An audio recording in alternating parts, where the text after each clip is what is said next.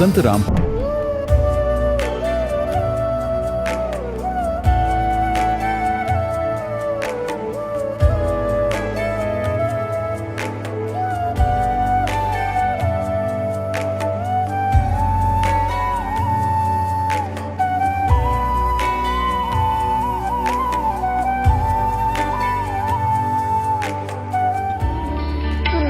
परमात्मा को पाने तथा उसका वास्तविक लाभ प्राप्त करने के लिए पवित्र बाइबल में प्रमाण है कि प्रभु ने मनुष्य को अपना ही स्वरूप बनाया। 6 दिन में सृष्टि रचकर 7वें दिन विश्राम किया। कुरान शरीफ में प्रमाण है कि हजरत मोहम्मद को खुदा स्वयं कह रहे हैं कि मैंने तुम्हें उस परमात्मा की महिमा बताने के लिए भेजा है। वो परमात्मा कबीर है जिसने 6 दिन में सृष्टि रची तथा 7वें दिन तख्त पर जा विराजा। उसकी खबर किसी बाखबर से पूछकर तो देखो। कृपया अवश्य सुनिए जगत गुरु तत्वदर्शी संत रामपाल जी महाराज के अमृत वचन। सत साहिब दर्शकों, यदि मनुष्य शास्त्र विधि को त्याग कर मनमाना आचरण करता है तो कितनी भी भक्ति साधना कर ले, उसे लाभ के जगह हानि ही होती है। दारचूला नेपाल के निवासी योगेंद्र चंद्र जी की कहानी भी कुछ ऐसी ही थी। योगेंद्र जी और इनका पूरा परिवार ब्रह्मा विष्णु महेश तथा देवी दुर्गा की भक्ति साधना किया करते थे, लेकिन इसके बावजूद भी इनको लाभ की जगह हानि हो रही थी। ये मानसिक और शारीरिक रूप से पीड़ित थे। परिस्थिति इतनी बिगड़ गई थी कि इन्होंने आत्महत्या करने की ठान ली थी, लेकिन सौभाग्य से इन्हें संत रामपाल जी महाराज की शरण प्राप्त हुई, जिसके बाद इनका जीवन पूरी तरह से बदल गया। आइए जानते हैं कि योगेंद्र जी ने अपनी पारंपरिक भक्ति साधनाओं को त्याग कर संत रामपाल जी महाराज की शरण क्यों अपनाई। सुनते हैं योगेंद्र जी की कहानी उन्हीं की जुबानी। नमस्कार सर। नमस्कार सर। सर क्या नाम है आपका? योगेंद्र चंद। योगेंद्र जी आप कहाँ से हैं? मैं गांव लाली, जिला दारचूला, महाकाली अंचल, नेपाल का रहने वाला हूं। योगेंद्र जी, संत रामपाल जी महाराज से नाम दीक्षा आपने कब ली? 1/11/2010 को मैंने संत रामपाल जी महाराज जी से नाम उपदेश लिया था। सर, संत रामपाल जी महाराज से नाम दीक्षा लेने से पहले आप क्या कोई भक्ति साधना भी करते थे? जी, मैं हनुमान जी का 22 वर्ष तक मैंने साधना की है, और साथ में ब्रह्मा विष्णु महेश और माँ दुर्गा और भगवती की पूजा करते थे, जहाँ पे हमेशा हर महीने में या साल में हमेशा बलि चढ़ाते थे। और दुर्गा माँ की पूजा साल में भागवत और हिंदू समाज के मुताबिक जो भागवत होते हैं और ये लगाया करते थे। 9 दुर्गा पूजा करते थे, और जिसमें साल में काफ़ी खर्चा आ जाता था और लाभ कुछ भी नहीं मिलता था हमें, और ज़्यादा घर में ज़्यादा परेशानी ही रहती थी। घर में कभी बच्चे बीमार हो जाते थे, कभी माताजी बीमार हो जाती थी, और घर में कलेश भी बहुत ज़्यादा बढ़ते रहे, और भूत प्रेतों का इतना ज़्यादा दबदबा था कि घर में हर समय रोज़ाना कलेश और झगड़ा के सिवा और कुछ भी नहीं होता था। और पिताजी और मम्मी का तो हमेशा ही झगड़ा रहता था, जिस कारण से हमें काफ़ी परेशानी होती थी। और पूरा जीवन में मतलब पूजा इतना करते थे। माताजी भी लगभग बहुत ज़्यादा पूजा करती थी माँ दुर्गा की। जो हमारा मंदिर है भगवती मंदिर गांव में, उसमें हमेशा जोत जलाने के लिए डेली वहाँ पे पूजा अर्चना करते थे। घर में भी मंदिर बना हुआ था जिसमें रोज़ाना पूजा किया करते थे, लेकिन उस पूजा से कोई लाभ भी नहीं हुआ, और रात दिन घर में झगड़ा होना। घर में इतनी परेशानी हो गई थी कि हम लोग कर्ज में भी काफ़ी ज़्यादा डूब गए थे, जिसमें कम से कम 18-20 लाख रुपया कर्जा हो गया था। तो मैं काफ़ी परेशान रहता था कि ये कर्ज भी ज़्यादा बढ़ी रहा है और घर में कोई लाभ हो नहीं रहे हैं। और पत्नी भी काफ़ी ज़्यादा बीमार रहती थी, जिसमें उसका एक पाँव हमेशा मतलब दर्द रहता था। सर, जैसे कि आपने बताया कि आपको बहुत ज़्यादा परेशानी थी, तो क्या संत रामपाल जी महाराज से नाम दीक्षा लेने के बाद आपकी परेशानियां ठीक हुई? जी, बहुत ज़्यादा ठीक हुआ है। मेरा मानसिक तनाव ज़्यादा रहता था, और जो भी शरीर में जो दर्द था, मेरा बैकबोन में काफ़ी पैरालाइज की शिकायत हो गई थी। इस साइड से यहाँ से लेके पूरे नसें पूरे ब्लॉक हो गए थे, और जो ये शरीर है एकदम दुबला हो गया था मेरा। लगभग 50-52 kg का रह गया था मैं खुद इतना परेशान रहता था कि अब ये क्या होगा। और मैं ये सोच रहा था कि ये शरीर एकदम काम योग्य नहीं रहा। मैं काफ़ी मतलब एक्सरसाइज बहुत ज़्यादा करता था पहले, और एक समय ऐसा था कि मैं 500 बेंच और 500 सिटअप आर्मी में होने की वजह से मैं हर चीज़ एक्सरसाइज करता रहता था। 5 किलोमीटर बीबीटी और ये चीज़ें एक्सरसाइज करते थे हम लोग। तो जब मेरा एक समय ऐसा था कि एक्सरसाइज में एकदम इतना 500 बेंच सिटअप लगाने वाला, एक समय एक कदम भी चलने के लिए मजबूरी होने लगी, तो तब मुझे एहसास हुआ कि अब ये तो जीवन बेकार हो गया है, अब मैं क्या करूं। तो फिर मैंने भगवान को पुकारा, हे भगवान, माँ दुर्गा को पुकारा। मैंने कहा, हे माँ, मेरे शरीर को ठीक कर दीजिए, मैं तो बहुत ज़्यादा परेशान हो गया हूँ, एकदम दिमाग भी काम करना रह गया था। तो फिर कहीं से भी जब लाभ नहीं मिला तो मैं एकदम अपने को आत्महत्या करने के चक्कर में लग चुका था। तो जब मैं संत रामपाल जी महाराज जी की शरण में आया तो तब जाके मुझे आराम हुआ, और जो मेरी ये अल्पायु में मृत्यु थी वो संत रामपाल जी महाराज जी ने टाल दी। मेरी पत्नी काफ़ी बीमार रहती थी, जिसमें ये पेट सूजकर एकदम से इतना बहुत बड़ा पेट हो गया था, जिस कारण से जब डॉक्टरों को दिखाया, यहाँ पे पीलीभीत में डॉक्टर है पीटी सिंह, तो उनके पास में गए। वहाँ पे जाने के बाद में उन्होंने बोला कि भाई इनका बचना तो अब मुश्किल है, 99% ये ठीक नहीं हो पाएंगे और इन्हें लखनऊ ले जाओ, यहाँ पे हम नहीं कर सकते हैं। बहुत बड़ा हॉस्पिटल था, पीटी सिंह जी एक बहुत बड़े डॉक्टर हैं वहाँ पे, तो जिन्होंने लखनऊ के लिए रिफ़ेयर कर दिया। लेकिन लखनऊ न ले जाकर हम फिर वापस घर ले गए उन्हें, और नेपाल में ले जाकर फिर किसी ने बोला कि चितवन में लेके जाना। तो वहाँ जाने के बाद मैं पता चला कि अब ये इनका बचना भी मुश्किल है। लगभग 5 किलो का रिपोर्ट में दिखाया, 5 किलो का जो ट्यूमर था, जो 5 किलो का ट्यूमर बहुत बड़ा हो जाता है, जिस कारण से वो न खाना न वो करना। गांव में तो सब कहने लगे ये अब नहीं बचेंगे, गांव वालों ने सब कहने लगे ये 2-3 दिन में ख़त्म ही हो जाएंगे, अब ये बोल के सारे कहने लग गए थे, जिस कारण से हमें कोई सूझ नहीं आई। फिर मैंने गुरुजी से प्रार्थना लगवाई, संत रामपाल जी महाराज जी से। तो गुरुजी की दया से गुरुजी ने कहा बेटा ठीक हो जाएगा, परमात्मा दया करेंगे कह दिया। वो ट्यूमर ऑपरेशन के द्वारा निकाला गया, और जो ट्यूमर था 5 किलो का निकला। डॉक्टरों को दिखाया, जो उन्होंने बताया कि इसमें 5 किलो का जो ट्यूमर है ये अब ऑपरेशन से भी ठीक नहीं हो सकता है, क्या कि उन्होंने रिफेयर कर दिया था। उत्तर प्रदेश पीलीभीत के पास में जो डॉक्टर है पीटी सिंह जी, वहाँ पे दिखवाया तो उन्होंने कहा कि भैया ये इनके पेट में बहुत बड़ा ट्यूमर हो चुका है, इनका ऑपरेशन होगा, वो भी बचने के कोई चांसेस नहीं है, हमारी बस की बात नहीं है, कह के उन्होंने लखनऊ ले जाने के लिए कहा। तो जब हम वहाँ से चले गए वापस घर, तो फिर पत्नी के लिए हमने गुरुजी से प्रार्थना लगवाई, संत रामपाल जी महाराज जी से।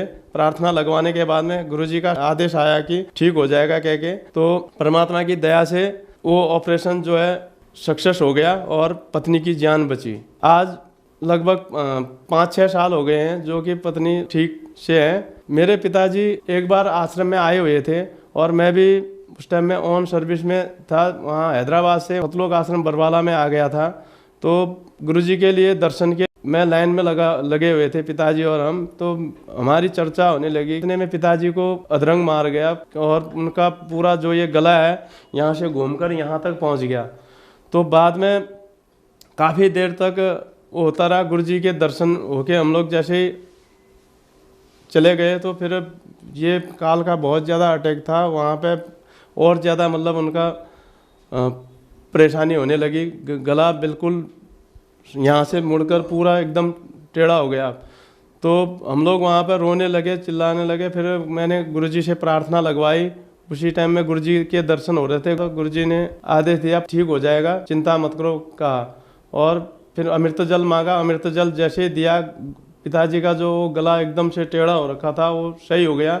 और फिर वहीं पर जो आश्रम में नॉर्मल हॉस्पिटल फर्स्ट एड के लिए बनाया हुआ था, उसमें नॉर्मल इलाज करके पिताजी ठीक हैं आज।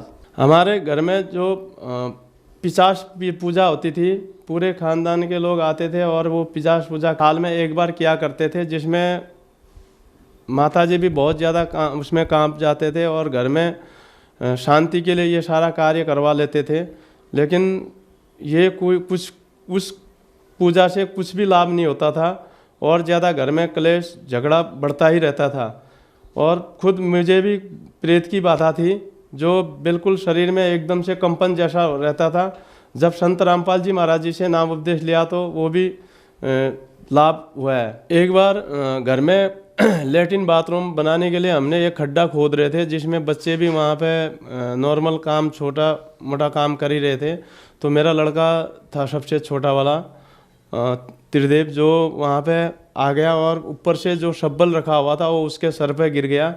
तो वो बेहोश हो गया वहीं पे, और उसको उठाकर हम दोनों, मेरी पत्नी और मैं, रोने लग गए। वहाँ पे वो एकदम बेहोश हालत में था। तो इतने में गांव के कुछ लोग आके कहते हैं कि इसको हॉस्पिटल ले जाओ। मैंने कहा हॉस्पिटल तो मैं नहीं ले जाऊंगा, चाहे जो भी होगा मेरे गुरुजी ही ठीक करेंगे, संत रामपाल जी महाराज जी कह के कहा। तो गुरुजी की दया से उसी टाइम में तुरंत लड़का थोड़ा होश में आ गया। फिर वहाँ पे गुरुजी का मंत्र चलवाया हमने, तो काफ़ी आराम हो गया। 2-3 दिन में लड़का अपने आप ही बिना दवा के ठीक हो गया। शब्बल लगभग 8-10 केजी का होता है, लोहे का, जो लंबा होता है इतना बड़ा। वो एकदम से ऊपर से आया और उसमें ऐसे कांटे टाइप का था साइड में, जो उसके सीधा सर पे लगा और लगभग आधा इंच करीब सर पे घुस गया एकदम से इतना। तो खून बहुत ज़्यादा बहने लगा नॉर्मल। उस हिसाब से फिर गुरुजी से प्रार्थना करने के बाद में घर में ही ठीक हो गया। मुझे नशे की भी बहुत ज़्यादा लत थी, जो दारू, खैनी, गुटखा, भांग, तंबाकू सब चीज़ सेवन करता था। जब घर में जाता था तो रात को 12 बजे तक मेरे साथ के जितने भी मेरे दोस्त हैं आते थे, और मैं छुट्टी में लगभग कब छुट्टी गई पता नहीं होता था, लगभग 15-20 बोतल दारू भी लेके जाते थे आर्मी से। वो सारा दारू खाने के बाद में लगभग कई हज़ार रुपये का दारू फिर पी जाता था मैं, और पैसे की कुछ भी बचत नहीं थी। आज 11 साल से परमात्मा की दया से मेरा इन चीज़ों को पीना तो दूर, कोई पीता है तो उनको भी बताता हूँ कि भैया ये गलत चीज़ है, मत पियो। मैं जो दुख के दौर से गुजर रहा था, एकदम जो मेरे शरीर में जो पैरालाइज की शिकायत थी, जो मेरी आत्महत्या करने की जो प्रबल एकदम इच्छा हो रही थी कि मैं अब यहाँ हार चुका था इस संसार से, तो संत रामपाल जी महाराज जी की दया से आज मैं जिंदा हूँ। तो संत रामपाल जी महाराज जी की ही दया से हूँ। तो मेरे जो भी मैंने ये गलत व्यसन किए थे, दारू, मीट, मांस, भांग, तंबाकू, खैनी, गुटखा, ये सारी लत मेरी छूट गई। लोग कहते थे कि भाई 100 चूहे खाकर बिल्ली हंस को चले, लेकिन आज मैं जिस हिसाब से हूँ वो भी खुद कहते हैं कि भाई ये वाक्य ही पहले से अच्छा सुधर गया है, कुछ भी नहीं तो नशा तो नहीं करता है कहते हैं। मुझे भी बहुत खुशी होती है कि लोग कहते हैं कि हाँ भाई ये नशा नहीं करता है, और उतना नशा करता था और रात दिन दारू खाता था, और जिसमें अपने दोस्त भी बिगड़ रहे थे जितने थे, और पैसे का भी नुकसान हो रहा था। आज वो सारा पैसा बचत भी हो रहा है और बढ़िया अपने घर में सुख शांति भी हुई है। सर हम आपसे पूछना चाहेंगे, आप क्या काम करते हैं? जी, मैं भारतीय सेना का जवान हूँ, जो नेपाल से जो गोरखा रेजिमेंट है, 9GR बोलते हैं, क्षेत्रीय यूनिट है, उसमें मैं कार्यरत हूँ। तो जो लोग आज आपको टीवी पर देख रहे हैं और वो भी इन सब परेशानियों से ग्रस्त हैं, उनके लिए आप क्या कहना चाहेंगे? दास संदेश तो क्या दे सकता है, मैं ये प्रार्थना कर सकता हूँ कि जिस प्रकार से मेरे घर पे जो ये दुख का पहाड़ टूटा हुआ था और मेरे ऊपर में जो ये समस्याएं आई हुई थी, मैं खुद ही अगर आत्महत्या करने के कगार में पहुंच चुका था। आज अगर जब मैं सब चीज़ से सुसंपन्न होकर, जबकि दोनों, मेरी पत्नी भी जो टीचर थी और मैं भी खुद आर्मी में था, दोनों जने होकर पैसे की भी कोई कमी नहीं थी। परमात्मा गुरुजी की दया से आज जब मैं ठीक हुआ, तो मैं भक्त समाज से यही प्रार्थना करना चाहता हूँ कि जिस प्रकार से मेरे दुखों को संत रामपाल जी महाराज जी ने ठीक किया है, आप लोग भी जो ये पुस्तक है ज्ञान गंगा, और जो ये चैनल पर सत्संग आता है उसके नीचे जो पीली पट्टी में जो नंबर दिए हुए हैं, उससे पुस्तक मंगा सकते हैं और अपना कल्याण करवा सकते हैं। धन्यवाद सर। सतसाहिब जी। दर्शकों, अभी आपने सुने संत रामपाल जी महाराज से दीक्षा प्राप्त करके सुखी हुए भक्त के अनुभव। अब देखिए जगत गुरु तत्वदर्शी संत रामपाल जी महाराज के मंगल प्रवचन। त्रिगुण उपासकों के बारे में सूक्ष्म वेद में कहा है। कहते तीर तुपक तलवार कटारी और जम धर जोर बधावे हैं, हर पैड़ी हर हेत नहीं जाना। हर की पैड़ी कहो भगवान का प्रेम नहीं समझा, भगवान की आत्माओं को काट रहे हो। हर पैड़ी हर हेत नहीं जाना, और वहां जा तेग चलावे हैं, तेग माने तलवार, और काटे शीश, कहते गर्दन काट रहे हैं, सिर काट रहे हैं। नहीं दिल करुणा, इनके दिल में दया नहीं, और ये जग में साध कवावे हैं। इनको साधु कहते हो, संत कहते हो। और जो जन इनके दर्शन को जावे, जो व्यक्ति इनके मत्था टेकन जावे, या इनको दान करने जाता है, या इनका शिष्टो प्राप्त करता है, उनको भी नरक पठावे, उनको भी नरक भेज देते ये त्रिगुण उपासक। अब आइए श्रीमद् भगवद गीता अध्याय नंबर 7 के मंत्र नंबर 12 से लेकर 15 में। इसमें गीता ज्ञानदाता ये ब्रह्म है, सरपुरुष है, ये कहता है कि ये जिनका ज्ञान त्रिगुणमयी माया, रजगुण ब्रह्मा, सतगुण विष्णु, तमगुण शिव जी, ये क्या कहता है गीता ज्ञानदाता 7वें अध्याय के 12वें श्लोक में, कि जो कुछ भी रजोगुण से हो रहा है, यानी रजोगुण से क्या होता है उत्पत्ति, और सतोगुण से स्थिति पालन, जो यहाँ हम एक दूसरे में मोह ममता से जकड़े बैठे हैं, और तमोगुण से संहार, कहते ये उत्पत्ति स्थिति और जो संहार, जो कुछ भी इन तीनों गुणों से हो रहा है, रजगुण ब्रह्मा सतगुण विष्णु से, इसका निमित्त कारण मैं हूं। ये मेरे लिए हो रहा है, क्योंकि इस सरपुरुष ने 1 लाख मानव शरीरधारी प्राणियों का नित आहार करने का एक श्राप लगा हुआ है। उसके कारण आप जी को यहाँ रोका हुआ है। जैसे कसाई बकरे पालता है, उनको सब सुविधाएं भी देता है, तो भोले प्राणी वो बकरे समझते हैं हमारा मालिक बड़ा दयालु है, हमारे लिए कितनी सुविधाएं रखता है, चरागाह बना रखा है, तालाब बना रखा है, और साथ में ये शेड डाल रखा है। तो इन सुविधाओं को देखते हैं तो वो लगता है दयालु, और जब उसको आवश्यकता पड़ती है वो नहीं देखता किसका बेटा कट रहा है, किसकी बेटी, हाँक लेता, मोटे मोटे निकाल कर काट देता, अपना उल्लू सीधा करता है। उस समय वो रोते हैं, भागते फिरते हैं, कर्राट मच जाता है, उनमें हाहाकार मच जाती है। तो उसमें भूल जाते हैं वो दयालु कहाँ गया, तुम्हारे बच्चों को निकाल ले गया, माँ को, किसी की बाप को, किसी के बेटे को। यही स्थिति परमात्मा कबीर जी ने बताई है कि तुम काल के लोक में रह रहे हो। इस कसाई ने 1 लाख मानव शरीरधारी प्राणी जीव डेली खाने हैं, और जिस कारण से आपको सब सुविधाएं जो प्राप्त हैं, इनको देखकर आप सोचते हो कि बड़ा दयालु भगवान है, सारी सुविधाएं दे रखी है। और उस समय कहाँ गई वो दयालुता, जब तुम्हारे परिवार का परिवार नाश हो जाता है, कोई प्यारे से प्यारा बेटा मर जाता है, कोई बेटी मर जाती है, माँ बाप मर जाते हैं। उस समय हमें वो बुद्धि हमारे अंदर नहीं थी, क्योंकि परमात्मा ने स्वयं आकर के वो ज्ञान दिया, तो अब हमारी बुद्धि का विकास हुआ, और ये विश्वास हुआ कि सचमुच ये लोग ठीक नहीं है। अब गीता अध्याय नंबर 7 के श्लोक 12 से लेकर 15 का सारांश है कि त्रिगुणमयी माया के द्वारा रजगुण ब्रह्मा सतगुण विष्णु तमगुण शिव जी से प्राप्त ये अक्षणिक सुविधाएं, अस्थायी सुविधाओं को प्राप्त करके, और जो और ज्ञान सुनने को तैयार नहीं है, राक्षस स्वभाव को धारण किए हुए, इनका ज्ञान हरा जा चुका, जो इनसे ऊपर कोई बात सुनने को तैयार नहीं है, ब्रह्मा विष्णु महेश जी से ऊपर राक्षस स्वभाव को धारण किए हुए मनुष्यों में नीच दूषित कर्म करने वाले मूर्ख, ये मुझे भी नहीं बचते। गीता ज्ञानदाता कहता मेरी भक्ति भी ना करते, इनसे अच्छा तो कुछ लाभ मैं ही दे दूं। अब ये गीता ज्ञानदाता जो श्री कृष्ण नहीं है, श्री कृष्ण में बोल रहा, ये सरपुरुष है, ये ब्रह्म है। ये कहता है कि मेरी भक्ति 4 प्रकार के व्यक्ति करते हैं। एक अर्थार्थी, आर्त, जिज्ञासु और ज्ञानी। अर्थार्थी तो वो होते हैं जो केवल धन प्राप्ति, धन लाभ के लिए ही कोई जंतर मंत्र जो अनुष्ठान करते हैं, वो वेद मंत्रों से ही करते हैं। वो कोई अन्य किसी कविता या किसी के लेख का सहयोग नहीं लेते, पुराण पुराणों को नहीं लेते, और ना ही वो ये जाप करते जय गणेश देवा, ये आरती नहीं करते। वो केवल वेद मंत्रों से अनुष्ठान करते हैं। वो करते हैं धन लाभ के लिए, घना धनी बन जाऊं, कोई सिद्धि प्राप्त कर लूं। और दूसरे बताए आर्त। आर्त का अर्थ होता है जो संकट में हो जो व्यक्ति, वो आर्त होता है, दुखी। तो वो दुख निवारण के लिए भी ब्रह्म साधक वेद मंत्रों का ही को आधार मानकर उन्हीं से अनुष्ठान किया करते हैं। और तीसरे जिज्ञासु।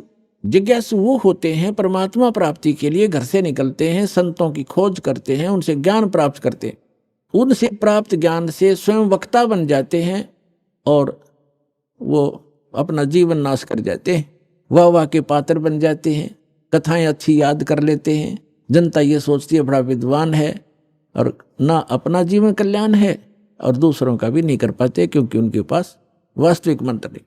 फिर क्या बताते हैं, चौथे नंबर के जो ज्ञानी हैं, वो ज्ञानी कौन है? ज्ञानी की परिभाषा इस प्रकार है कि जिसको ये ज्ञान हो गया कि मानव शरीर केवल परमात्मा प्राप्ति सत साधना करके ये मोक्ष प्राप्त करना इसका उद्देश्य है और कुछ नहीं है। बाकी जो संतानों उत्पत्ति है या कोई परवरिश के लिए कार्य है, ये तो हमारी यहाँ मजबूरी है, ये तो होना है और करना भी है। लेकिन ये जरूरी है कि यदि मनुष्य जीवन प्राप्त करके मोक्ष नहीं हुआ तो यूजलेस है मानव शरीर। परमात्मा भी अपनी वाणी में सच्चिदानंद घन ब्रह्म कबीर वाणी में कहते हैं कि मानुष जन्म पाए के जो नहीं रटे हरि नाम, और जैसे कुआ जल बिना फिर बनवाया क्या काम। तो जिनको ये पता चल गया,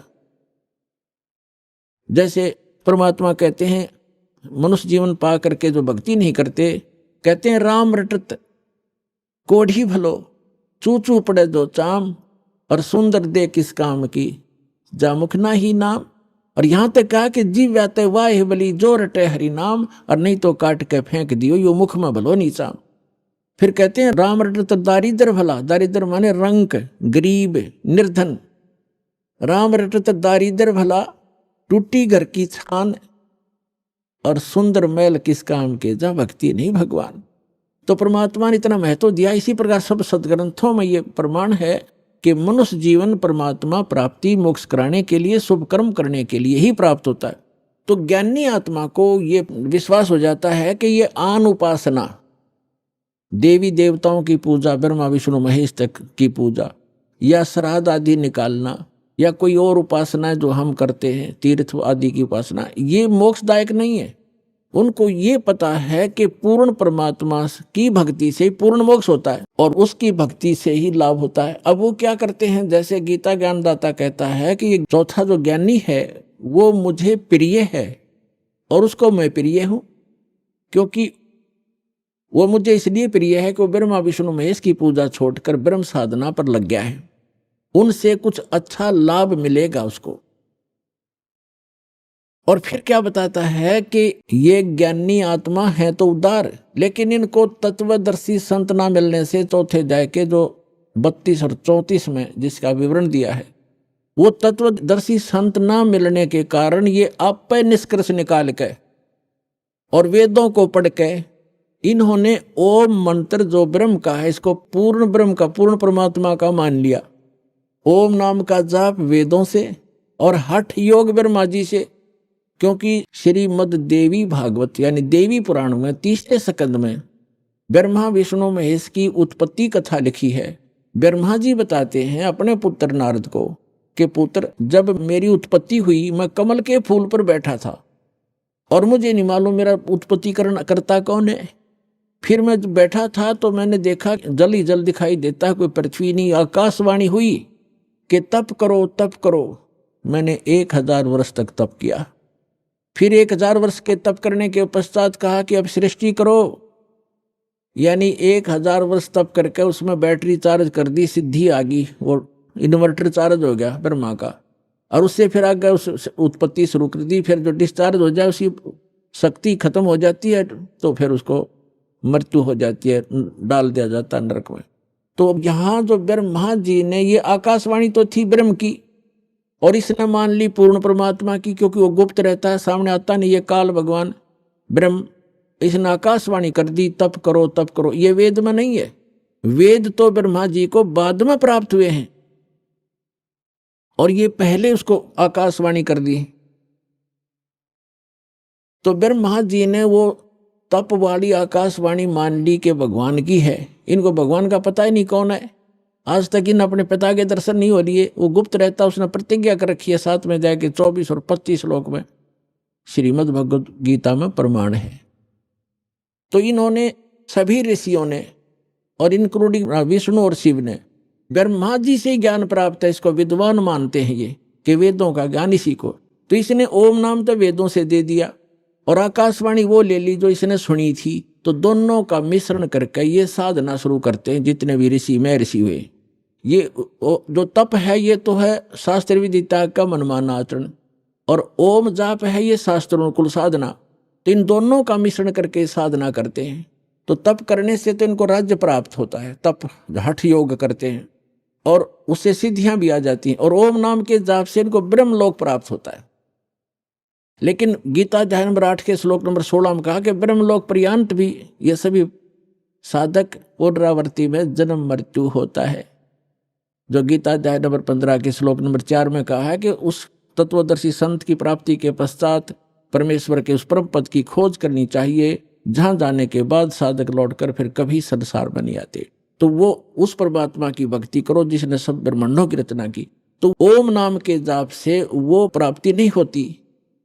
उसके लिए अभी आपको बता दिया था कि 17वें अध्याय के 23वें श्लोक में कहा कि वो 3 मंत्र का जाप है और तत्वदर्शी संत बतावेगा, उससे होगा। तो यहाँ जो प्रसंग चल रहा है, तो यहाँ 7वें अध्याय के 18वें श्लोक में गीता ज्ञानदाता कहता है कि ये ज्ञानी आत्मा सभी की सभी हैं तो उदार है, नेक हैं, परमात्मा के लिए समर्पित हैं, घर त्याग दिया है, जीवन भी न्यौछावर कर दिया है, सूख कर काटा हो जाते हैं, परमात्मा पाने के लिए निराहार बैठे रहते। लेकिन ये उदार आत्मा मेरे वाली अनुत्तम गति में सरपुरुष, गीता ज्ञानदाता सरपुरुष ये कहता जन्म मृत्यु तो तेरी मेरी भी होगी अर्जुन, तेरी भी होगी मेरी भी होती रहेगी, और युद्ध भी करना पड़ेगा, शांति नहीं हो सकती, मेरी साधना से प्राप्त नहीं हो सकता। वो तो तत्वदर्शी संत बताते हैं, उनसे सुनो। तो तत्वदर्शी संत ना मिलने से कहते हैं कि ये ज्ञानी आत्मा है तो उदार, ये नेक आत्माएं हैं, परमात्मा के लिए समर्पित है। तत्वदर्शी संत के अभाव से ये मेरे वाली यानी ब्रह्म की साधना अनुतम अनुतमाम अति अश्रेष्ठ घटिया साधना में गति में, घटिया गति में ही आश्रित रह गए। घटिया गति यानी जन्म मृत्यु जब तक नहीं मिटेगी, शाश्वत स्थान नहीं मिलेगा, तो वो साधना वो गति उससे प्राप्त सथीथी गति माने वो स्थान भी यूजलेस है, वो गति भी अनुतम है। अरे इन्होंने यहाँ बुद्धि स्लिप कर गया। यहाँ से स्टार्ट हुआ था सत्संग कि जितने भी ये परमात्मा ने अनुवाद ही नहीं से करवा दिया, और जहां इनकी बुद्धि ने काम नहीं किया वहां इनकी बुद्धि स्लिप कर गई, इन्होंने अर्थों के अनरस कर डाले। तो उदाहरण के तौर पर ये है 7वें अध्याय का 18वें श्लोक में अनुतम शब्द है, अनुतमाम, अनुतम अनुतमाम यानी कति अश्रेष्ठ, बिल्कुल अश्रेष्ठ, घटिया। अनुतमाम का अर्थ होता है जैसे उच्चतमम, उच्चतम माने सर्वोच्च, और अनुतमम, उत्तमम तो उच्च होना, अनुतम का कति घटिया होना चाहिए। तो इनने यहां कर दिया कि भगवान अपनी साधना को, क्योंकि श्री कृष्ण को सुप्रीम पावर मान रहे थे विष्णु जी को, अपनी साधना को अनुतम कैसे बताएगा, अश्रेष्ठ कैसे कहेगा। इसलिए इन्होंने शब्दार्थ बदल दिए, अनरस कर दिए। ये कह रहा है कि मेरी साधना भी अनुतम है, जन्म मृत्यु समाप्त नहीं हो सकती, युद्ध अर्जुन करना ही पड़ेगा। जहां युद्ध है वहां शांति कहाँ। तो 18वें अध्याय के 62वें श्लोक में वर्णित वो शाश्वत स्थान और परम शांति इस ब्रह्म की साधना से प्राप्त नहीं हो सकती। इसलिए 7वें अध्याय के 18वें श्लोक में अपनी गति को भी अनुतमम अति अश्रेष्ठ घटिया कह रहा है। और फिर तुरंत 7वें अध्याय के 19वें श्लोक में क्या कहता है, बहुनाम जन्मानाम अन्ते ज्ञानवान माम प्रपद्यते। बहुनाम जन्मानाम यानी बहुत ही जन्मों के अंत के किसी जन्म में ये ज्ञानी आत्मा ज्ञानवान माम प्रपद्यते, मुझ ब्रह्म की साधना करते हैं, मुश्किल से नाते नीचे की साधना को देवी देवता भूत पितर आदि में उलझे रहते हैं, तीर्थ व्रतों पर लगे रहते हैं। यहाँ बताता है कि बहुनाम जन्मानाम अन्ते ज्ञानवान माम प्रपद्यते, और वासुदेव सर्वमिति समात्मा सो दुर्लभ है। क्या कहता गीता ज्ञानदाता कि वासुदेव ही सर्वम सब कुछ है, वासुदेव ही सब कुछ है। ये बताने वाला महात्मा बड़ी मुश्किल तय मिलेगा। वासुदेव कौन है? वासुदेव का अर्थ क्या है? सर्वव्यापी और सर्व समर्थ, जिसका सबके ऊपर अधिपत्य हो, वो उसको वासुदेव कहते हैं। श्री कृष्ण वासुदेव नहीं थे, वो तो वासुदेव के पुत्र थे, उसके पिता का नाम था वासुदेव। जैसे कोई अपने पुत्र का नाम विष्णु रख ले, क्या वो त्रिलोकीनाथ हो जाएगा? तो वो वासुदेव का पुत्र था। श्री कृष्ण वासुदेव नहीं थे। वो कह ले, वे सब कहने लगे उसको वासुदेव, वो वासुदेव नहीं थे। वासुदेव का अर्थ है वेदों में जो सर्वश्रेष्ठा, सर्वोत्पादक और जिसका सबके ऊपर अधिपत्य, कंट्रोल है, सबका शासक, यानी पूरे विश्व में जिसका वास है, जिसके अधिकार में सभी आते हैं, स वासुदेव, वो है वासुदेव। अब अभी आपको प्रारंभ में बताया था, सत्संग के प्रारंभ में, कि जो सरपुरुष है, जो गीता ज्ञान बोल रहा है, यहाँ पर बता रहा 7वें अध्याय के 18वें और 19वें श्लोक में, वो है सरपुरुष और वो 21 ब्रह्मांड का स्वामी है। गीता अध्याय नंबर 15 के श्लोक नंबर 16 और 17 में 3 पुरुष हैं, सरपुरुष, अक्षर पुरुष, और वो तीसरा जो 8वें अध्याय के 3रे श्लोक में परम अक्षर ब्रह्म बताया है। 15वें अध्याय के गीता जी के 17वें श्लोक में उस परम अक्षर ब्रह्म की तरफ संकेत है कि उत्तम पुरुष है तो अन्य परमात्मा इति उदाहरत, यह लोग तरम आविष्यवर्ती अवैश्वर है। तो यहाँ तो प्रसंग चल रहा है कि ये जो सरपुरुष है ये 21 ब्रह्मांड का स्वामी है, अक्षर पुरुष 7 संग ब्रह्मांड का स्वामी है, इतना ही प्रभु है, स्वामी है, वासुदेव नहीं है, सबके ऊपर मालिक नहीं है, सब पर इसका वास नहीं है। और तीसरा जो परम अक्षर ब्रह्म है वो है वासुदेव, वो ओवरऑल कंट्रोल, असंग ब्रह्मांड का स्वामी, अनंत कोट ब्रह्मांड का एक रति नहीं भारे, सतगुरु पुरुष कबीर हैं ये कुल के सिरजनहारे। हम सुल्तानी नानक तारे, दादू को उपदेश दिया, जात जुलाहा भेद न पाया, वो काशी माहे कबीर हुआ। तो वो वासुदेव है। अब यहाँ 7वें अध्याय का 19वें श्लोक का जो सारांश है वो क्या कहता गीता ज्ञानदाता, कि बहु नाम जन्मानाम अन्ते, बहुत बहुत जन्मों के किसी अंत के जन्म में ज्ञानवान ज्ञानी आत्मा माम प्रपदते, मेरी भक्ति करते हैं, मेरी पूजा करते हैं। और वासुदेव सर्वमिति, सर्वमात्मा सुदुर्लभ है। यहां भी अनरस कर रखा है इन्होंने अनुवाद के अंदर, कि श्री कृष्ण कह रहा है कि मैं वासुदेव हूं और मुझे जो जानता है वो बड़ा मुश्किल से मिला। कृष्ण का सबने पता, बालक बालक ने पता इसका। तो कहने का भाव ये है कि वो ये कह रहा है कि जो ये बतावेगा संत के वासुदेव ही सर्वम, यही पूर्ण परमात्मा है, यही पूर्ण मोक्षदायक है, इसी की साधना से शाश्वत स्थान प्राप्त होगा और ये पाप नाशक है, ये सब ब्रह्मांडों का कुल का मालिक है, ये बताने वाला महात्मा बड़ी मुश्किल से मिलेगा। इस पे थोड़ा सा उदाहरण देते हैं। जैसे परमात्मा का विधान है, वेदों में वर्णित है। ऋग्वेद मंडल नंबर 9 सूक्त 82 मंत्र 1, 2, 3 में, ऋग्वेद मंडल नंबर 9 सूक्त 86 मंत्र 26 और 27 में, ऋग्वेद मंडल नंबर 9 सूक्त 54 मंत्र 3 में, ऋग्वेद मंडल नंबर 9 सूक्त 20 मंत्र 1 में, ऋग्वेद मंडल नंबर 9 सूक्त 1 मंत्र 8-9 में, ऋग्वेद मंडल नंबर 9 सूक्त 94 के मंत्र 1 में, ऋग्वेद मंडल नंबर 9 सूक्त 95 के मंत्र 2 में, ऋग्वेद मंडल नंबर 9 सूक्त 96 के मंत्र 16 से लेकर 20 में, और अनेक स्थानों पर यह प्रमाण है कि वो परमात्मा ऊपर रहता है, परम अक्षर ब्रह्म, और वहां से गति करके आता है, अच्छी आत्माओं को मिलता है, उनको तत्व ज्ञान से परिचित कराता है, वो कवियों की तरह आचरण करता है और अपनी अमृतवाणी को लोकोक्तियों के माध्यम से, दोहों के माध्यम से, शब्दावलियों के माध्यम से वर्णित करता है। वो सच्चिदानंद घन ब्रह्म की वाणी होती है।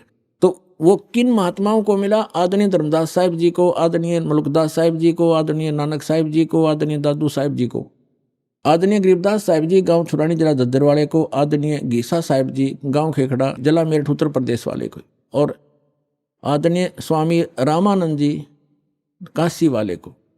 ये तो महापुरुष दास के नॉलेज में है, जिनको भगवान सीधे मिले, तो अपने नियमानुसार, अपने लीला अनुसार मिलते, ऐसे मिले। तो उनमें से गरीबदास जी ने कहा है, हम सुल्तानी नानक तारे, दादू को उपदेश दिया, जात जुलाहा भेद न पाया, काशी माहे कबीर हुआ। अंत कोट ब्रह्मांडे का एक रति नहीं भार, सतगुरु पुरुष कबीर हैं ये कुल के सिरजनहार। तो यहाँ कहते हैं ये गरीबदास जी को परमात्मा मिले थे, कबीर परमात्मा जी सचखंड लेकर गए थे, फिर वापस छोड़ा था, उनको मृत जान लिया था, चिता पर रख दिया था। 10 वर्ष के बालक थे गरीबदास जी, गांव छुड़ानी, जिला झज्जर, हरियाणा में। तो परमात्मा 8-10 घंटे तक ऊपर सारा ब्रह्मांड दिखाया उनको, ले जा करके अपनी स्थिति से परिचित कराया, फिर उनको वापस छोड़ा।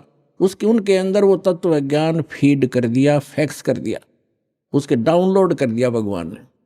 तो उसी ज्ञान के आधार से गरीबदास जी ज्ञान दिया करते थे। उनके बहुत से शिष्य हुए और उस अमृतवाणी को पाठ किया करते थे उनके शिष्य गरीबदास जी के। जैसे आप ब्रह्म वेदी प्रतिदिन नित्य नियम में करते हो, उस ब्रह्म वेदी का पाठ भी किया करते थे। एक उनका शिष्य था गरीबदास जी का, वो पंजाब साइड में चला गया, लुधियाना के पास एक वासियर गांव है, लुधियाना से थोड़ी सी दूरी पर। आजकल का मौसम था गर्मियों का, यात्रा करता हुआ जा रहा था वो भक्त, और वहां बैठ गया, नहा धोकर सुबह तालाब के किनारे स्नान करके वहां बैठ के अपना सुबह का नित्य नियम करे था, गरीबदास जी की वाणी का जो आप करते हो।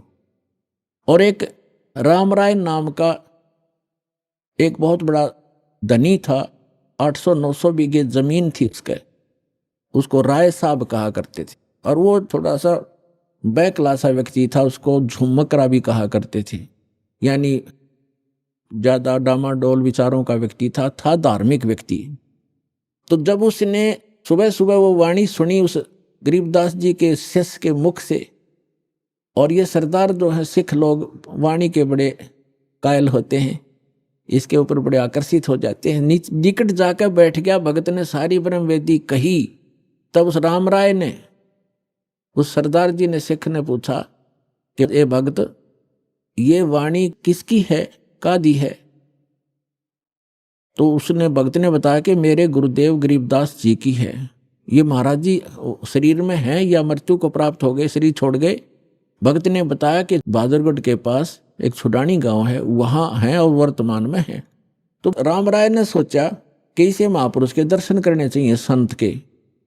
अब उसने संत कैसा मान रखा था, जैसे आप देखते हो अपने हिंदू धर्म में बड़ी बड़ी जटा हो, बड़ी बड़ी दाढ़ी हो, गले में माला हो, राख रूख मसल रखी हो, या कति मूंड मुंडा रखा हो हैं, और लाल कपड़े, गेरवे कपड़े हों, और भी कोई तलक पिलक लगा रखे हों।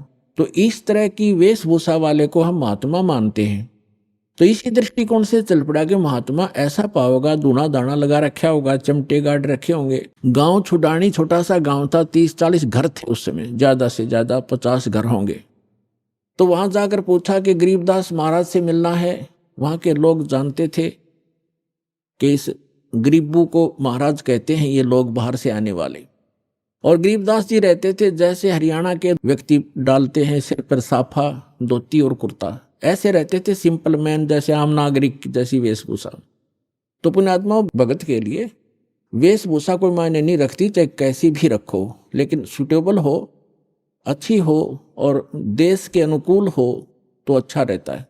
जैसे लाल को किसी कपड़े में बांध कर रख ले, फटे पुराने में या बढ़िया अच्छे वाले में, वो लाल तो लाल ही होता है।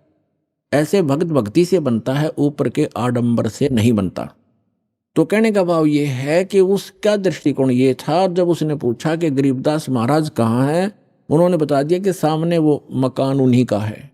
मकान के आगे बाहर से आए हुए दूसरे गांव के कुछ भक्त बैठे थे, कुछ उस गांव का भी 1-2 भक्त था। उनसे पूछा भी महाराज गरीबदास जी कहाँ हैं? उन्होंने बताया भी बैठ जाओ, अभी आ जाएंगे, बाहर घूमने गए हैं सुबह सुबह।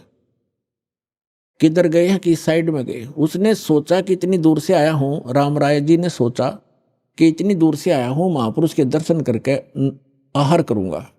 उनसे पूछा कि किस साइड में गए हैं, मैं उनके दर्शन करना चाहता हूं। और ये भी पूछा कि कितनी देर में आएंगे। तो वहां उपस्थित भक्तों ने बताया कि उनकी मर्जी है भाई, साधु संतों की, आओ तो अभी आ जाओ, ना तो दोपहर तक नहीं आवे।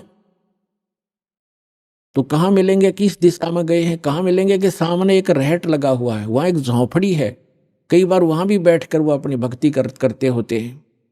उधर से वो जा रहा था, उसी रास्ते से खेतों में, उधर से गरीबदास जी आ रहे थे, एक सिंपल वेशभूषा हरियाणे की, और सिर पे पशुओं का चारा ले रखा था, थोड़ा सा एक बंडल सा बना के, भरोटा कहते हैं जवार का, वो आ रहे थे।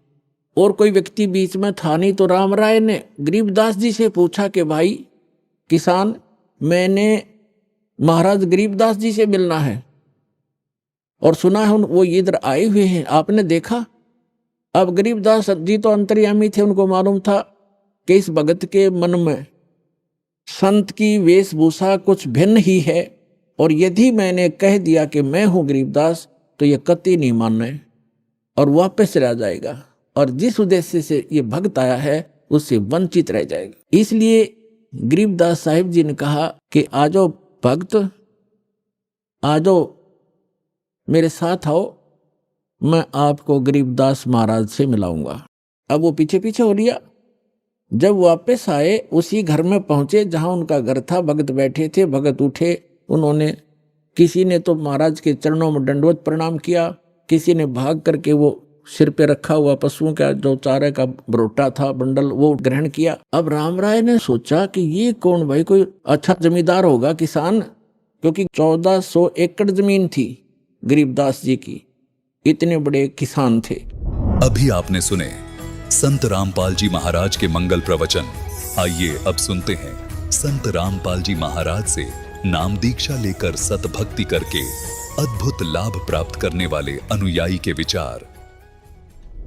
दर्शकों, वेदों में प्रमाण मिलता है कि यदि साधक पूर्ण परमात्मा की भक्ति करें तो पूर्ण परमात्मा उसका असाध्य रोग भी समाप्त कर देता है और उसे 100 वर्ष की आयु भी प्रदान कर देता है। दर्शकों, उत्तर प्रदेश के रहने वाले ब्रजेश चौहान जी की कहानी भी कुछ ऐसी ही है। जिस HIV एड्स की बीमारी को साइंस ठीक करने में असमर्थ है, ब्रजेश जी की वह बीमारी संत रामपाल जी महाराज से नाम दीक्षा लेने मात्र से ठीक हो गई। दर्शकों, क्या ऐसा संभव है? क्या वास्तव में संत रामपाल जी महाराज द्वारा बताई गई भक्ति मार्ग में इतनी शक्ति है? आइए जानते हैं आखिर सच क्या है। सुनते हैं ब्रजेश चौहान जी की कहानी उन्हीं की जुबानी। सर नमस्कार। नमस्कार सर। सर क्या नाम है आपका? सर मेरा नाम ब्रजेश चौहान है। सर कहाँ से आए आप? जी मैं उत्तर प्रदेश देवरिया डिस्ट्रिक्ट से आया हूँ। संत रामपाल जी महाराज से कब जुड़े? जी मैं 24/6/2010 को जुड़ा मैं। सर संत रामपाल जी महाराज से नाम दीक्षा लेने से पहले आप क्या भक्ति साधना करते थे? सर मैं संत रामपाल जी महाराज से नाम दीक्षा लेने से पहले मैं सभी देवी देवताओं की भक्ति करता था। सर आपने बताया कि आप देवी देवताओं की भक्ति कर रहे थे, तो संत रामपाल जी महाराज से नाम दीक्षा क्यों ली आपने? सर ऐसा है कि मैं 2009 में पासपोर्ट बनवाया था, तो उसमें मेरे को जाना था सऊदी। उसमें जो है कि मेडिकल रिपोर्ट मेरा HIV का आया। फिर सभी देवी देवताओं की भक्ति करते करते अगर इतना खतरनाक बीमारी हो सकती है तो उन देवी देवताओं की भक्ति करके भी कुछ फ़ायदा नहीं है। इसलिए मैं संत रामपाल जी महाराज जी की शरण में आया और उनसे नाम उपदेश लिया। सर क्या बीमारी हो गई थी आपको? सर जी सऊदी अरब जाने के लिए जब मैंने अपना पासपोर्ट ये किया, अप्लाई किया, वहाँ ट्रेडवेल करके एक ऑफिस है बॉम्बे में, तो वहाँ से जब इंटरव्यू वगैरह सब मेरा पास हुआ था, जब मेडिकल रिपोर्ट आया तो ऑफिस में मैं गया तो वहाँ एक सकीना करके मैडम है, तो उसको मैं पूछा तो बोले चौहान साहब आपका तो बहुत पॉजिटिव रिपोर्ट आ गया है कि आपको तो एड्स है। मैं वहाँ एकदम तक रह गया। मैं बोला मैडम क्या बोल रही है, ऐसा आप मजाक कर रही है क्या मेरे से? तो बोले नहीं हकीकत है कि आपको एड्स हो गया है और आपको भेज नहीं सकते। जबकि वो कंपनी इतने तक तैयार थी कि मैं बोला भाई मेरे पास पेमेंट नहीं है, मैं पेमेंट नहीं कर सकता वहाँ जाने के लिए। तो बोले कोई बात नहीं, आप चलो वहाँ, आपके पेमेंट से पेड कर लेंगे। लेकिन जब ये रिपोर्ट आया HIV का तो मैं तो एकदम थक बक रह गया। मेरा आगे पीछे कुछ दिखता ही नहीं था, मैं क्या करूं क्या नहीं करूं, मैं तो पूरा ये हो गया था। फिर वहाँ एक फारूक करके था, बोले कोई बात नहीं तुम चले जाओ सऊदी, फिर देख लेंगे उधर जाने के बाद। तो जो सकीना मैडम है ऑफिस में काम करती थी, वो बोले चौहान जी ऐसा टीटिंग करके नहीं जाना आप कि आपका पैसा डूब जाएगा वहाँ, आप जाओ मत वहाँ। मैं बोला ठीक है मैडम। फिर मैं वहाँ से जब नासिक आया, 2-4 जगह और रिपोर्ट करवाया तो सब जगह वही दिखा मेरे को, HIV एड्स का। संत रामपाल जी महाराज के बारे में कैसे पता चला आपको? तो एक मनोज करके है, भगत जी है, उन्होंने मेरे पास काम कर रहे थे। मैं उनको बताया ये बात कि भाई मनोज, मेरे को तो ऐसा ऐसा बीमारी हो गया है। तो वो बोले, वो हंसने लगा, बोले यार भगत जी, भाई साहब आपको इतना ख़तरनाक बीमारी हो गया है? मैं बोला हाँ, मेरे पास ये सब रिपोर्ट है। तो बोले कोई बात नहीं, आप चलो बरवाला आश्रम में, वहाँ संत रामपाल जी करके है कि वहाँ से आप अगर नाम दीक्षा लेके भक्ति करें तो आपका कल्याण हो सकता है। फिर मैं बोला यार ऐसे कोई दवा इसका है ही नहीं, पूरे विश्व में कोई दवा नहीं है। मैं तो अभी एकदम टूट गया, मेरे बच्चे छोटे छोटे हैं, अभी उनका क्या होगा। जबकि घर वाले बोल रहे थे मेरी आदत से दारू पीना खाना ऐसा, तो क्या बोल रहे थे कि भाई ये अगर मर गया तो इसके बच्चों से भीख मंगवाएंगे कटोरा देकर। अब बच्चों का भी तकलीफ, इधर एड्स का कोई इलाज नहीं। तो मनोज बोले कि भाई चलो वहाँ। मैं बोला नहीं, मैं नहीं जा सकता, क्योंकि मेरा दारू वगैरह नहीं मैं छोड़ सकता हूँ। मर गया तो भी चलेगा, लेकिन फिर बच्चों का प्रॉब्लम आता था कि बच्चे कहाँ जाएंगे। तो ऐसे ऐसे करके गया मैं बरवाला। सर जैसा कि आपने बताया कि आपको HIV एड्स था, सर इस बीमारी के बारे में जो आप बता रहे हैं, सर इसकी जांच आपने कहाँ करवाई? जी सर जी, इसकी जांच में जब बॉम्बे में मेडिकल करवाया था तो वहाँ से मेरे को मालूम पड़ा। फिर नासिक में 2-3 जगह पे प्राइवेट हॉस्पिटल में चेक करवाया, वो भी सेम रिपोर्ट आया। फिर मैं सिविल में जाके चेक किया, वहाँ पे भी सेम रिपोर्ट आया बस। फिर ये अपनी दवा, ये सिविल का ये ट्रीटमेंट है, इस पे अपना ये दवा स्टार्ट किए थे। और अभी मैं जब से संत रामपाल जी महाराज जी से नाम उपदेश लिया हूँ तो साधना करते करते अभी मेरा जो HIV एड्स है वो बिल्कुल तरह से ठीक हो चुका है, मुझे कोई तकलीफ़ नहीं है अभी। सर क्या आया रिपोर्ट में? सर रिपोर्ट दिखाना।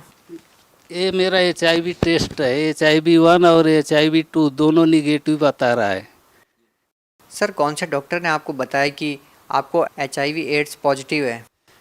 ये सभी जगह पे, जो बॉम्बे में भी, और ये जो सिविल का ये बुक है यहाँ भी उन्होंने।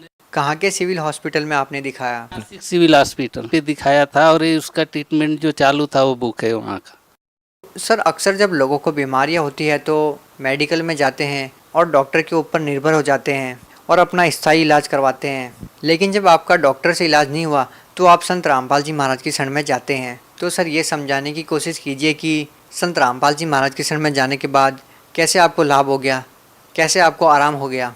वहाँ जब आश्रम में पहुँचा तो गुरुजियों से दर्शन में गया तो मैं उनको बताया, गुरुजी से, संत रामपाल जी महाराज से बोला कि मेरे को ऐसा ऐसा बीमारी है, अब तो मुझे कुछ अच्छा ही नहीं लगता, मैं क्या करूं। तो संत रामपाल जी ने कहा कि भाई परमात्मा दया करेंगे, जहाँ जब सब रास्ते बंद हो जाते हैं तो परमात्मा दया ही करते हैं, और ये परमात्मा का दरबार है, तुम भक्ति करो, तुम्हारा ये रोग कट ही जाएगा। तो संत रामपाल जी महाराज जी ने ये बात जब बताई थी तो मेरे को थोड़ा तसल्ली हुआ।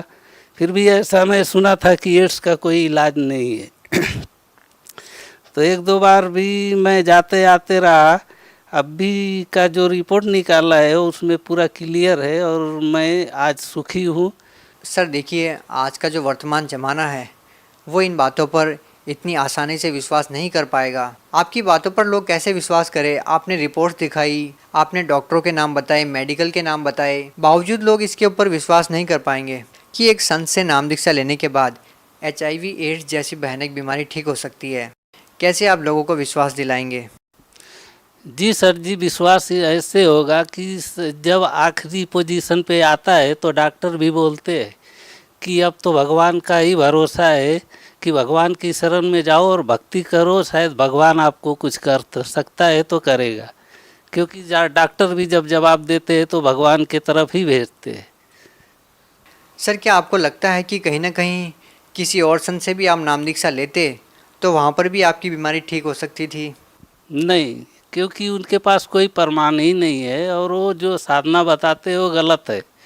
और ये जो हमारे गुरुजी संत रामपाल जी महाराज बताते हैं वो हर एक शब्द का वो प्रूव करके बताते हैं। इसलिए संत रामपाल जी महाराज जो साधना बताते हैं वो 101% सत्य साधना बताते हैं, बाकी किसी के पास कोई प्रूफ नहीं है, इसलिए उनके पास जाने से भी कोई लाभ नहीं होता है। सर, जब भी हम संत रामपाल जी महाराज के अनुयायियों से बात करते हैं, उनके इंटरव्यूज़ लेते हैं, हर किसी शिष्य के साथ कोई ना कोई लाभ ज़रूर होते हैं जिसको सुनकर के हर कोई हैरान हो जाता है। जैसा कि आपने बताया कि आपको HIV एड्स पॉजिटिव थी और जब आपने संत रामपाल जी महाराज से नाम दीक्षा ली, आपको जो HIV एड्स थी वो नेगेटिव रिपोर्ट आई और आज आप बिल्कुल ठीक हैं। तो सर, आपसे ये भी जानना चाहेंगे कि संत रामपाल जी महाराज से नाम दीक्षा लेने के बाद आपको और क्या क्या अनुभव हुए हैं? जी सर जी, मेरे को अनुभव तो बहुत कुछ हुआ। जब संत रामपाल जी थे आश्रम में, उनका सत्संग चालू था, मैं गया हुआ था आश्रम में, तो अचानक मेरे पेट में इतना दर्द हुआ कि मेरे सहन नहीं होता था। फिर वहाँ 10 बार उठता और बाथरूम जाता, आता बैठता, मेरे को बिल्कुल अच्छा नहीं लगता था, इतना दर्द होता था। वहाँ जब मैंने प्रार्थना की, संत रामपाल जी महाराज जी सत्संग कर रहे थे, वहाँ जब मैं प्रार्थना लगाया मन ही मन, मैं बोला परमात्मा अगर आपकी शरण में आके भी इतना दुख ही रहे तो फिर कोई फ़ायदा नहीं है। फिर इतना शब्द बोला और मैं गया बाथरूम, तो इतना बड़ा खड़ा जिसको मुत खड़ा बोलते, अपने आप कट करके गिरा उधर और मैं उठाया, हाथ में देखा, फिर रख दिया वहीं पे। वो लाभ हुआ मेरे को। बाकी जो अपने काम धंधे है उसमें भी बहुत प्रॉफिट होती है। और मैं इतना नास्तिक था कि मेरा दारू शराब यानी किसी प्रकार का ऐसा कोई नशा नहीं है कि जो मैं ना कर रहा हूँ, और हर काम करता था। मैं इतना नास्तिक व्यक्ति था, घर से लेके और बाहर तक किसी को भी पूछेंगे जो अपने रिलेटिव है वो बोलते थे ये नहीं सुधरेगा। लेकिन संत रामपाल जी महाराज जी के शरण में जाने से ही मैं जब से नाम उपदेश लिया है मुझे किसी भी चीज़ की आदी नहीं हूँ। सर, आज आप कौन कौन सा नशा करते हैं? किस किस चीज़ के आदी हैं आप? अभी तो मुझे कोई नशा नहीं है, अभी तो सिर्फ एक ही नशा है कि संत रामपाल जी का बताया हुआ जो साधना है वही नशा है, बाकी कुछ नशा नहीं है आज के तारीख। सर देखिए, जैसा कि आपने बताया कि आपको HIV एड्स था और आपका वो ठीक हो गया, तो हमें भी विश्वास करना थोड़ा मुश्किल हो रहा है जब आपकी रिपोर्ट्स देखते हैं और जब पाते हैं कि वास्तव में ही आपको राहत मिली है और HIV जो पॉजिटिव था वो नेगेटिव रिपोर्ट आई है, तो हम भी हैरान हैं इस बात को लेकर के। तो सर, उन लोगों को क्या संदेश देना चाहेंगे जो आज के दिन लाखों रुपए मेडिकल में खर्च कर रहे हैं डॉक्टरों के पास? आप उन लोगों को क्या कहना चाहेंगे? सर, उनको मैं यही कहना चाहूँगा, ये तो आदेश तो परमात्मा ही देंगे, हम तो एक रिक्वेस्ट ही करेंगे कि भाई जैसे मैं दुखी था और संत रामपाल जी महाराज जी के शरण में आने से मेरा सब अच्छा हो गया, आप भी आओ और भक्ति मार्ग में जुड़ो संत रामपाल जी से और नाम उपदेश लो, अपना कल्याण करवाओ।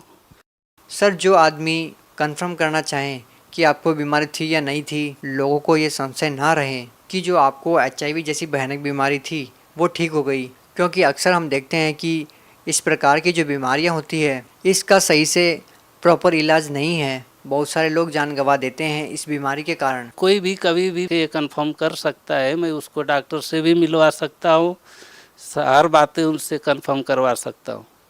सर, आपको जो संत रामपाल जी महाराज से नाम दीक्षा लेने के बाद ये लाभ हुए हैं, आज के दिन यदि कोई ये लाभ संत रामपाल जी महाराज से लेना चाहें तो वो कैसे ले सकते हैं? सर, संत रामपाल जी महाराज जी का विभिन्न चैनलों पे सत्संग आता है, उस पर आप कुछ फ़ोन नंबर रहते हैं उसको देख के उस पर कांटेक्ट करके और वहाँ से पता कर सकते हैं। हर ज़िले में हर जगह पे नामदान स्थल उपलब्ध है और लोग बता देंगे, वहाँ से आप नामदान प्राप्त कर सकते हैं।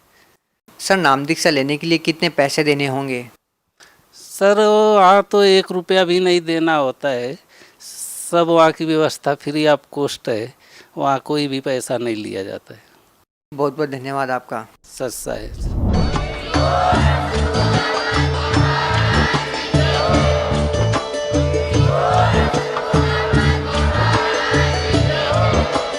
आप सुन रहे थे जगत गुरु तत्वदर्शी संत रामपाल जी महाराज जी के मंगल प्रवचन। अधिक जानकारी के लिए विजिट कीजिए हमारी वेबसाइट www.jagatgururampalji.org। संत रामपाल जी महाराज जी के शुभ आशीर्वाद से पूरे विश्व भर में 500 से भी ज्यादा नाम दीक्षा केंद्र हैं, जिन पर संत रामपाल जी महाराज जी द्वारा ऑनलाइन निशुल्क नाम दीक्षा दी जा रही है। अपने नजदीकी नाम दीक्षा केंद्र का पता करने के लिए संपर्क करें 8222880541।